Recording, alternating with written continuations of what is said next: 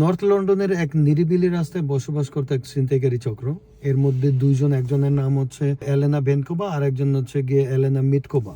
এরা মূলত সকালে বাসা থেকে বের হয় অন টাইমে এবং ট্রেনে যায়। ট্রেনে গিয়ে এবং বিভিন্ন জায়গায় গিয়ে এরা ছিনতাই করে, আবার রাতে আবার অফিস করার পরে যেরকম আমরা ব্যাক করি, এরা ব্যাক করে। অক্সফোর্ড স্ট্রিটে একজন মহিলার 1000 পাউন্ডের ব্যাগ চুরি করতে গিয়ে মূলত বেনকোবা, মিটকোবা ও তাদের সহযোগী জর্জিয়াকে হাতে নাতে গ্রেপ্তার করে পুলিশ। 2 বছর আগে জর্জিয়াকে এই একই অভিযোগে দোষ স্বীকার করে 9 মাসের সাজা দেওয়া হয়েছিল।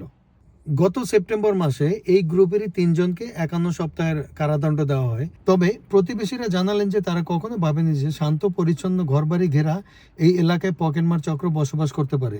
কিছু বাসিন্দা জানান এই বাড়িতে প্রায় ভোররাতে বিভিন্ন লোকের আসা যাওয়া ছিল। অপরদিকে গ্রেপ্তার দৃশ্য দেখতে অক্সফোর্ড স্ট্রিটে ভিড় জমায় বহু লন্ডনবাসী। পুলিশ জানায় জর্জিয়া বা ব্যাগটি ছিনিয়ে নেয়, আর মিটকোবা ও বেনকোবা একটি ছাতা দিয়ে পথচারীর দৃষ্টি আড়াল করার চেষ্টা করছিল।